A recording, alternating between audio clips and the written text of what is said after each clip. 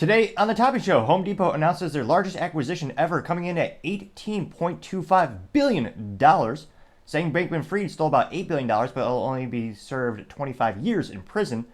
Lizzo and Colbert host a fundraiser with Biden, Obama, and Clinton. Louder the Crowder breaks a story. It turns out the YMCA will allow men to change in women's locker rooms. Biden says taxpayers should pay for the Francis Scott Key Bridge, and the feds are already going to give them $60 million to start. DeSantis' bill to remove squatters goes viral, and Bud Light may lose up to 18% of their shelf space thanks to the Dylan Mulvaney controversy. All of that and much more on The Topping Show.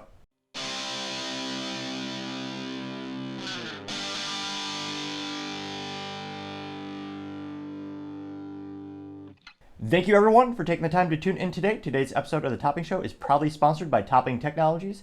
Topping Technologies is an IT value-added reseller and services company with a special proficiency in IT security. Heck, I see their founder at least twice a day. I guess he's quite handsome and brilliant. He's me, you see, that's the joke. If you're an IT leader or a business owner, you can reach the team at sales@toppingtechnologies.com. Also, trying to get to 4,000 subscribers by the end of the month, so if you could click that button, I would greatly appreciate it. Now going over to the business part of the podcast, you have the Home Depot's largest acquisition ever. They're going to buy SRS distribution for $18.25 billion, which is quite a pretty penny to say the least. Now, everyone on the planet, or seemingly everyone on the planet, has heard of Home Depot. That's where you get all of your high-quality tools and materials for home projects, as well as construction materials for building, I would say, pretty much small, medium-sized homes and even large homes, and perhaps a couple commercial contracts thrown in there just to spice things up. So they appeal to the consumer as well as construction workers and contractors. And they've kind of seen the exponential increase in the demand for housing in the United States. Now, granted, right now, the brakes have been put on that a little bit thanks to the U.S. government causing 40-year hyperinflation thanks to the ineptitudes of Republicans and Democrats. It turns out, in order to try to stomp that inflation that they themselves caused, well, they had to raise interest rates. So interest rates for a house are at 7%, which is painfully depressing when you look at the little interest rates calculator and see, oh dear God, I could have got a home for 1% back in the 80s or 90s or whatever. Why am I surrounding a house? Damn it. But I partially digress about my personal financial research on the interest rates for the houses. It's crazy. However, there is an exponential increase in the demand for housing, and with more and more people come to the United States, there's going to be even more demand as well. Now, SRS Distribution is actually a Texas-based company headquartered out of McKinney, and they specialize in the distribution of materials. Now, this is, again, their largest acquisition in history. This comes thanks to a little Fortune article. And they noted that this will allow them to step more aggressively into the fast-growing professional builder and contractor business, which, again, makes sense. SRS Distribution provides materials for professionals like roofers, landscapers, and pool contractors. Home Depot, quote, is making a big bet on the housing market that is suffering a severe lack of homes, which has caused prices to rocket exponentially to the moon. They say that the median sales price for a new home in the U.S. has climbed 29.4% over the past 5 years.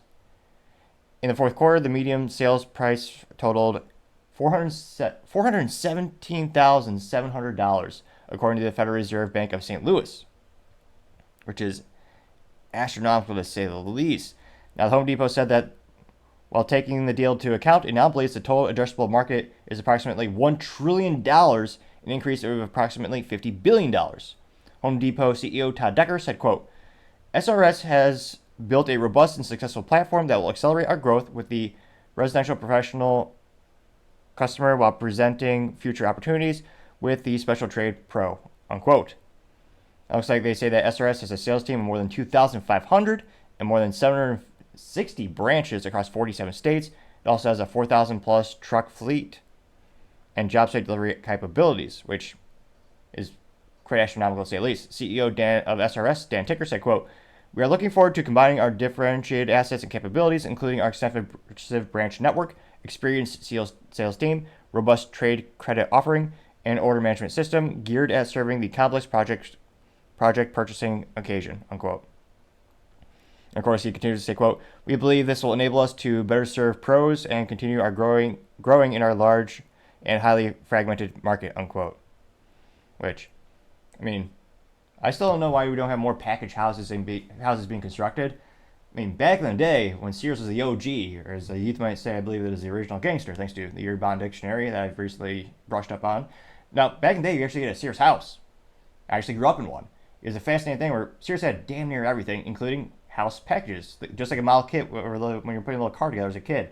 They'd ship you all the materials as well as the directions necessary to construct a house. They'd arrive at your lot, and you or contractors' friends would build your own house, which is pretty impressive to say the least. I'm surprised no one's resurrected that idea. Because again, especially when you're constructing out these neighborhoods, so many of them are so similar.